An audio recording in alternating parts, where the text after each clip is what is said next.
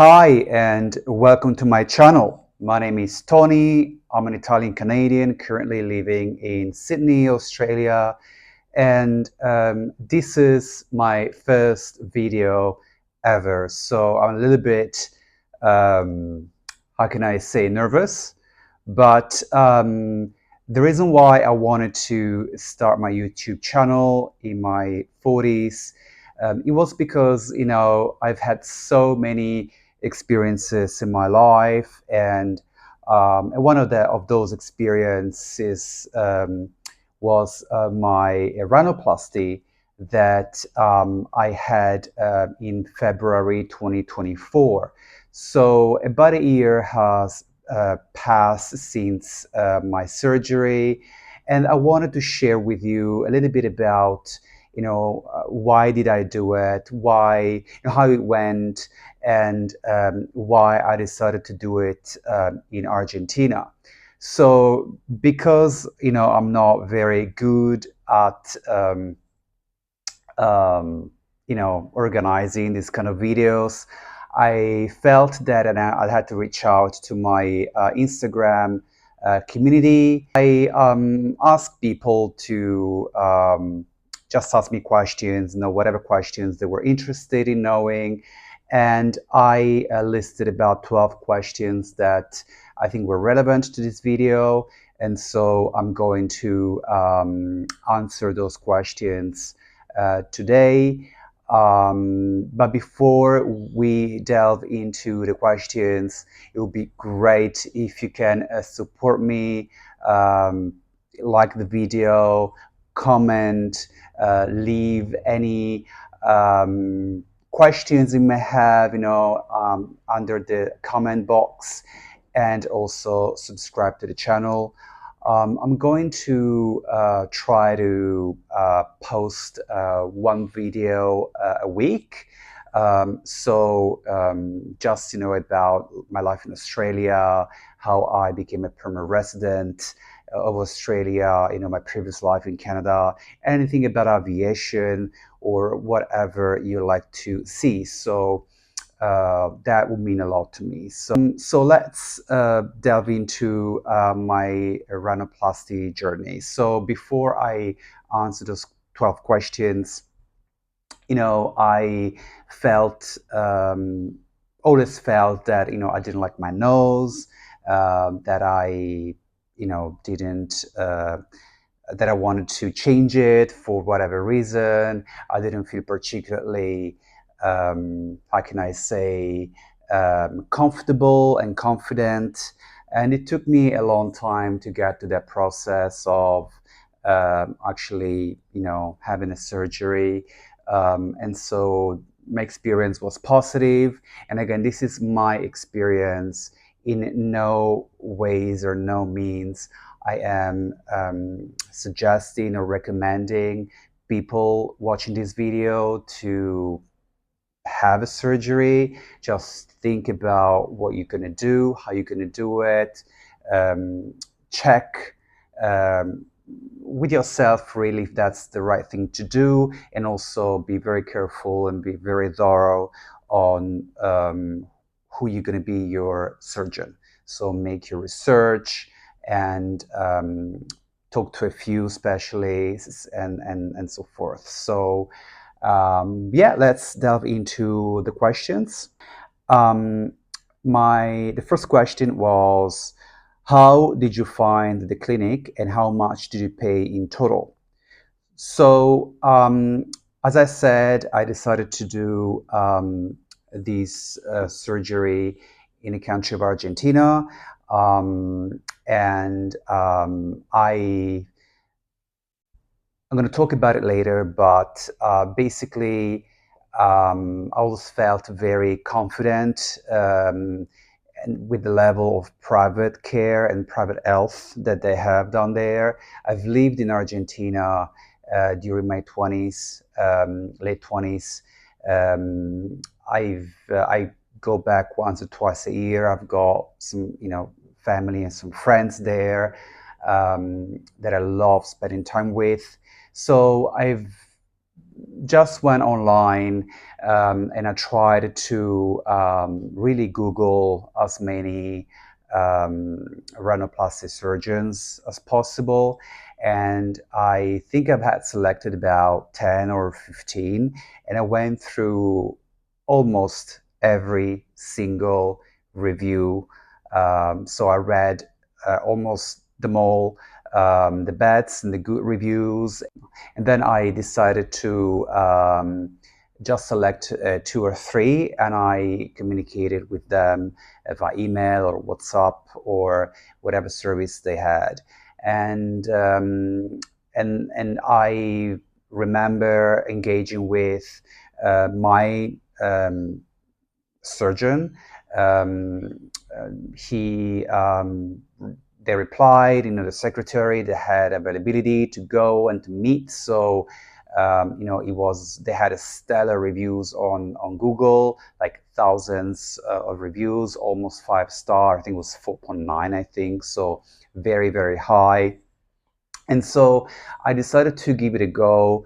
Others weren't so keen to talk to me because I was from overseas. Maybe they were busy, I don't know. But they, this surgeon, this clinic, they seemed fine. So I went and I had my first visit. I remember that we had a good chemistry. It was very easygoing to talk to. She had a few questions. I had my questions. We kind of connected. He examined my nose, and he recommended, next steps. And then it took me about, I would say, this was in 2023. So it took me about a year to get back to him and to confirm that I really wanted to have a nose job. Um, I remember going back again for a second visit. And I mean, I remember just texting him. I had the phone number of the doctor, and he replied, "Yes, remember you, come this day or reach out to this number. The secretary is going to schedule." And that's what we did. So I went back, and that's where we talked about the service fees. So how, you can imagine, this is a surgery, so it's not in the public health sector. It has a price, of course, and um, at the time, this was the end of 2023 when we agreed, or maybe January 2024 when we agreed on a date and everything, how to pay. It was about 4,000 US dollars. I agreed, and I think it was a great deal. Um, you know, Living in Canada at the time, having the US close by, I did some research, of course, to Canadian and American clinics and doctors, and I didn't. It was very expensive. It was always above 10,000 US or Canadian dollars. The reviews were okay, but I don't know. I felt like I could get more from Argentina, and that's actually the second question was, why did you decide to do it in Argentina? So as I said before, I lived in Argentina in my late 20s. I speak Spanish. My partner is from Argentina. I have I've always had great private health service and care in the country of, and especially in the city of Buenos Aires where I lived. And so I had this idea that, maybe Argentinians or South American doctors, or clinics, they're very good at this kind of surgeries, cosmetic surgery. I know it's more inclined to a female platform, but I felt like they are very good, in what they do, in what they provide. And so I decided that that was the best thing to do, um, spending about a month in Argentina in an Airbnb. So renting for a month, it wasn't too expensive. The flights weren't too expensive, also because I work in the aviation industry. And so I could go on a standby ticket. So I would pay only the taxes to go there and come back to Montreal, where I was living. And so it just made sense to me. And also, I think it was February, yes, the 4th of February when I had the surgery. And in Montreal, in Canada, it's winter. So, I mean, I'd rather be in Argentina in the summer time and be there without the snowstorms and the wind chills and the minus 20 degrees. So, all in all, I think it was a win-win for me. Yes, and that's the reason why I decided to do it in Argentina. And I always felt, again, that the private health system works great, and the price wasn't too high. And I know that I knew at the time when I was doing my research that there were a lot of clinics, especially in Turkey, Istanbul, for example. They're very, very popular with young women going there. There's a lot of videos. They vlog the whole journey and the whole experience. I didn't do that, but I know that there's a lot of business in Turkey. For me, it made no sense really to go there. I don't know anybody, never been to Turkey, only in the airport to connect to another flight. So I went where I felt more comfortable and safe. So, and that goes to question number 3. Was it painful? How was the post-op experience? So, no, it wasn't painful. Um, it was uncomfortable. Um, they used, when I say they, it's because there were 2 surgeons in the end.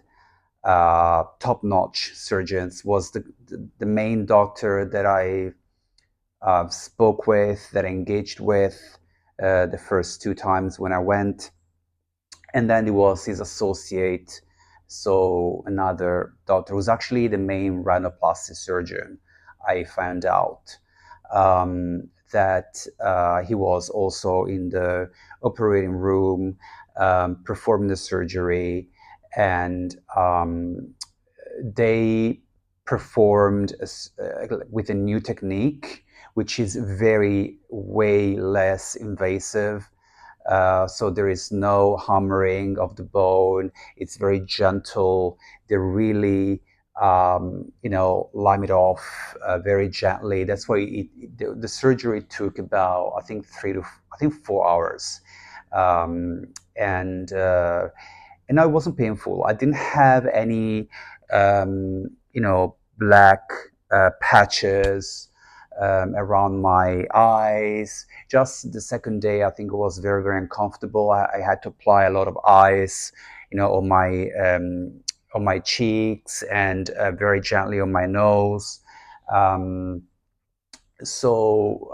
yeah, that's really my experience. I think I remember having that feeling, that pressure on my nose, because you feel like the nose is kind of waking up, after the surgery, and recognizing that um, something has happened to the nose, right? So the bone has been touched, um, the cartilage has been touched. I I felt very uncomfortable with this pressure, and the most comfortable thing I think it was at night when I had to sleep at right.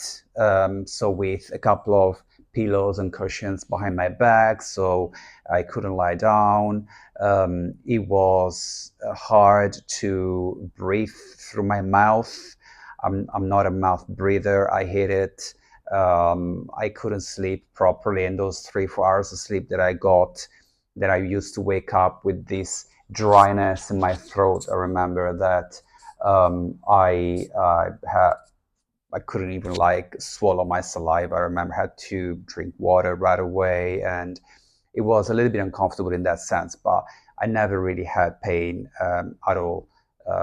So that well, I was very grateful for that. So moving on. Um, oh, and how was the post-op experience? So as I said, so for the first week, um, you have to take antibiotics. So again, you're uncomfortable. It's advised and recommended not to work. So I took a week off. I sent a doctor's note. My employer accepted it. So I was off sick for a week.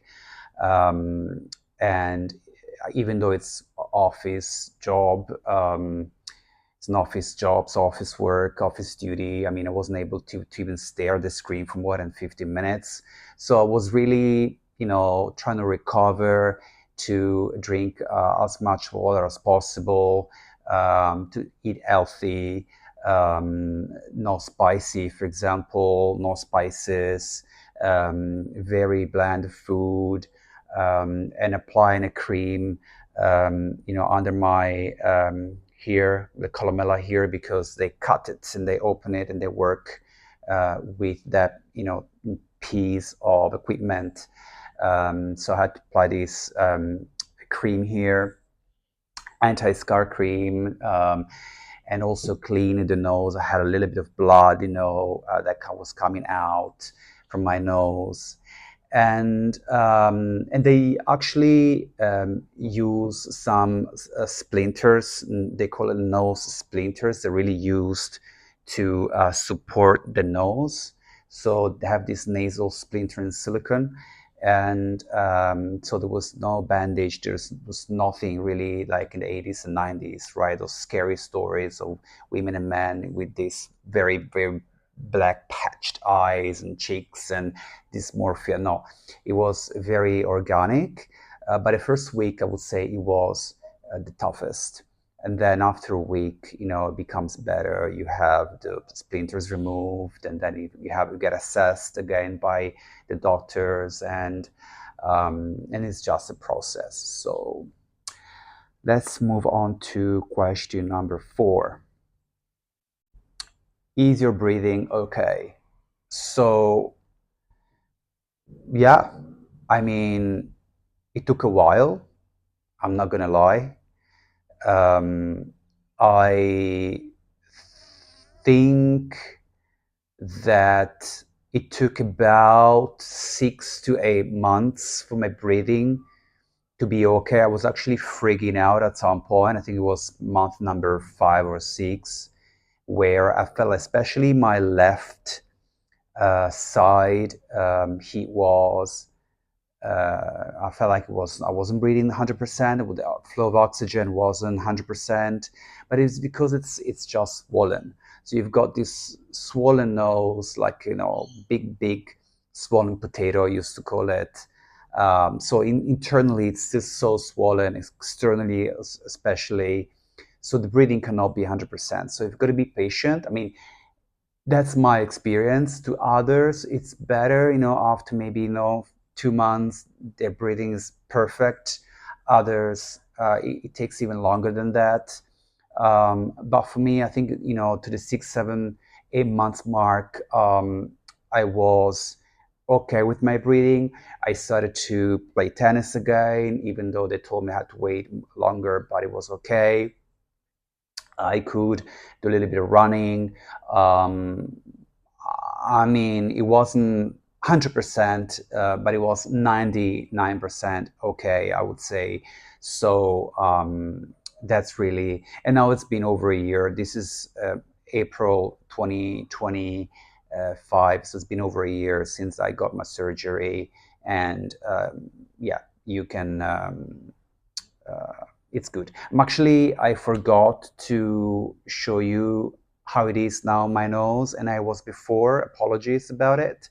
So I'm going to show you both sides, and then I'm going to put the old photos of my nose before the surgery up here or the other side. So this is 3/4, and this is like this. Then from the other side,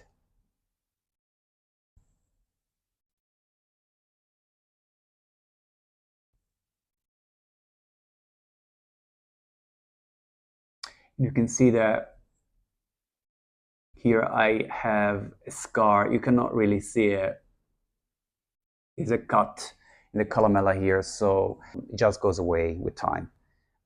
So yeah, I didn't like my nose at all. I never liked it. Actually, it's funny because I remember seeing myself in photos when I was very, very young, like a kid or a child, and I didn't have a bad nose. It was actually straight.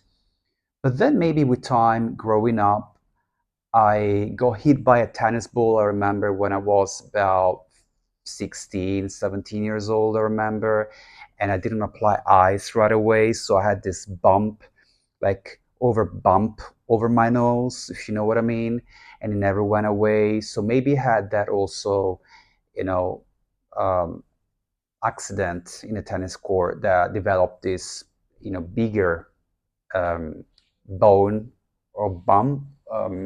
So yeah, I mean, I didn't like it. I'm very happy that I decided to do it.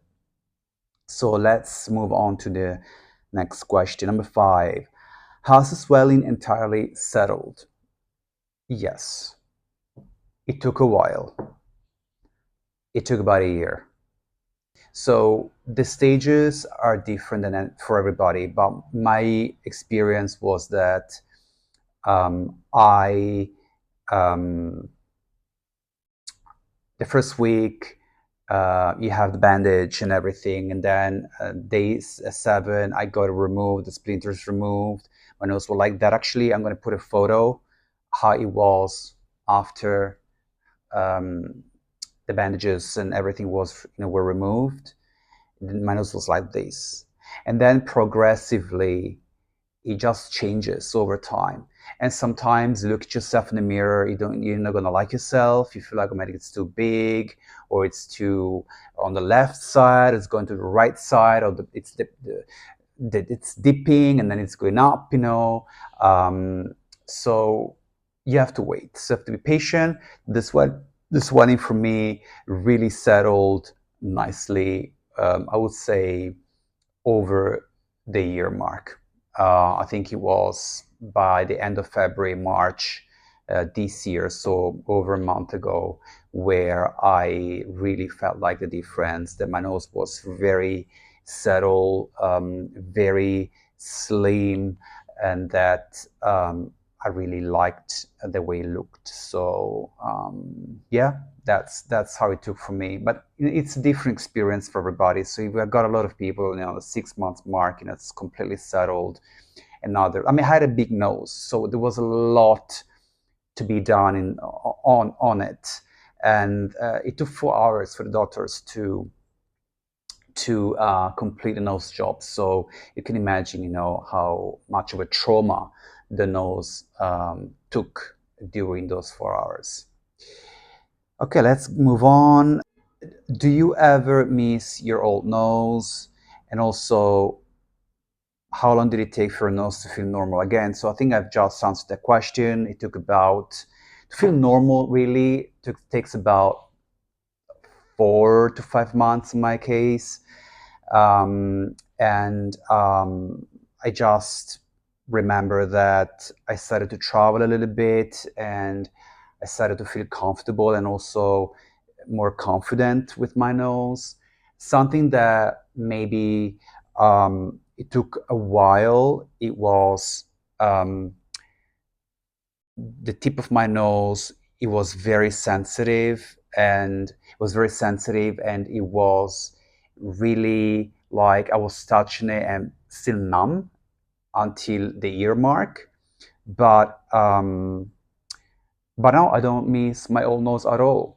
I think it was something that I never liked. For whatever reason, I had that nose, and I decided that, I was turning 40, and it was something that I always wanted to do since since my 20s, really. But before, I couldn't do it. I had no money. And when I had money, I couldn't spend that money on these things. And then, you've got to know people, you've got to do your research. I wasn't that good at the time, so it's a consequence of things. And but no, I mean, I cannot miss my old nose at all. I actually look at myself and I feel very comfortable now. I'm very confident, um, pretty. Maybe you decide, but um, and my family was very supportive. Okay, so question number 8. Any advice to someone who did it recently and is not pleased with the result? You have to wait. It takes time. It's a process. You may not like it now. Maybe you've just done it a month ago or 2 months ago. It really changes over time. Give it a year. If in a year, 14, 15 months, you still don't like it, or you have a bump, or you just, yeah, don't like it, then you are going to, you know, gonna make your choices and see if you want to have a revision, rhinoplasty, or you just, get on with that. But you have to wait, because just change the swelling reduces, the shape of the nose, the tip dips a little bit. It really changes. The whole numbness goes away. um, and if you've done it, it's for a reason. So give it a time. Even the doctor, I'm sure, is going to tell you or has told you already. You have to be patient. But if it's something that, I mean, there are cases of people where the nose job went wrong, completely awry, and the nose has, taken a different shape, or uh, just developed, a bump, not a bump, or something else. Um, and that's a legitimate reason to do a revision surgery. But you've got to wait at least a year to be sure what to do next in case you don't like it. Let's move on to number 9. It is, did you ever feel scared or not comfortable with the pre-operation? No, no, because I was very happy with uh, the doctor that I, found. It made me feel extremely, extremely secure and safe. Um, I never doubted about his work and his reputation and his professionalism. Um, and I mean, a lot of people go under surgery for whatever reason every day. There's always a risk. You sign a disclaimer waiver, by the way, not a disclaimer, a waiver that if something happens, I mean, it's not their responsibility. There's always a risk, but it's very minimal. And I think that going into the operating room, um, I was more thrilled and with that deep desire of having a new nose than scared or, with that feeling unsafe about going there. And again, it was a clinic in Buenos Aires where they operated. It was like a 5-star hotel, really. Everything was perfect, spotless, great customer service, great anesthesiast, great nurses. It was very quick in and out. So I waited, I went in, I had my 4-hour surgery. I went out, I waited for the anesthesia to go off, and then after a couple of hours. I was able to stand, to walk a bit. I had no nausea, nothing. Yeah, I never felt unsafe or anything like it. Okay, last three questions. Post-op tips. Question number 10. Um, Look, be patient again. Um, Apply gently some ice or those icy packs. Actually had icy packs that I bought at the pharmacy. So those silicone things that you put in the refrigerator and take out and you apply on your nose and on your cheeks, on your eyes, uh, up in your all over your face to feel a little bit more relieved. Um, and take your meds, so your antibiotics, um, light diet, no coffee, no spicy foods, and no spices. And I mean, wait if you want to have a steak, wait if you want to have something, where you need to open your mouth because your mouth is not going to open as it used to for some time, for about, I would say, a week. So it has to be bland food, lots of smoothies, a lot of juices, some fruit.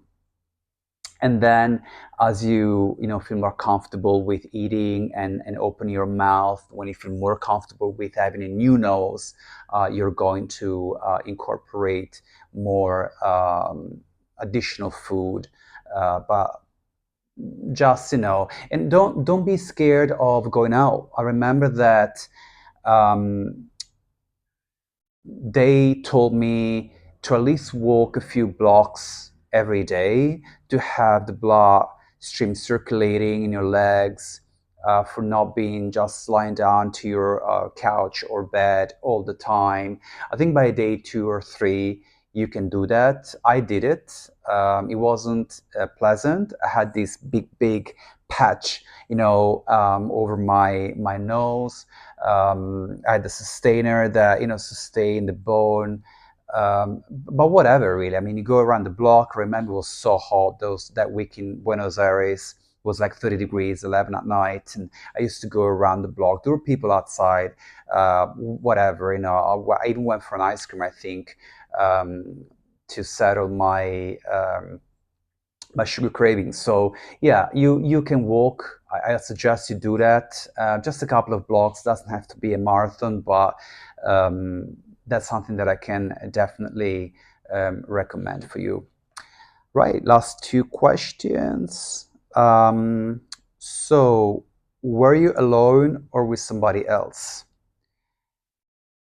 And also the last question is, are you happy with the final result? So, um, I wasn't alone. As I mentioned earlier in the video, my partner is from Argentina. He could take some time off from his work, so he came with me. He was with me the entire, I would say, first week. Um, you can do it alone if you've got nobody. I mean, I know a lot of girls that go to Turkey by themselves and they end up, being fine. Um, I had Pablo with me, and then of course I had some friends. A couple of friends came to check on me, and they spent some time with me. I think, a few hours a day. If I needed, something urgent, I had people and of going to the pharmacy, to buy more, I don't know, Band-Aid or more cotton or something else that I needed, for the bleeding or ibuprofen, something, right? So I wasn't. I think it was with great help. I mean, I suggest you don't go alone, but if you're completely alone, nobody can come with you, and you have the surgery scheduled, uh, just go, and then you can take care of yourself. It's not a big deal. And am I happy with the final result? Well, what do you think? I am. I'm very happy. I would have never thought to do this, in my life, especially, at 40 years old. But it's something that I really, really wanted to do for a long time. I'm very happy that I found the right doctor. The post-op was great. I never had any complications. Um, I turned up to be fine in terms of breathing. Um, my nose, it's reacting great. I can touch it now. I can, pass my finger over the bone.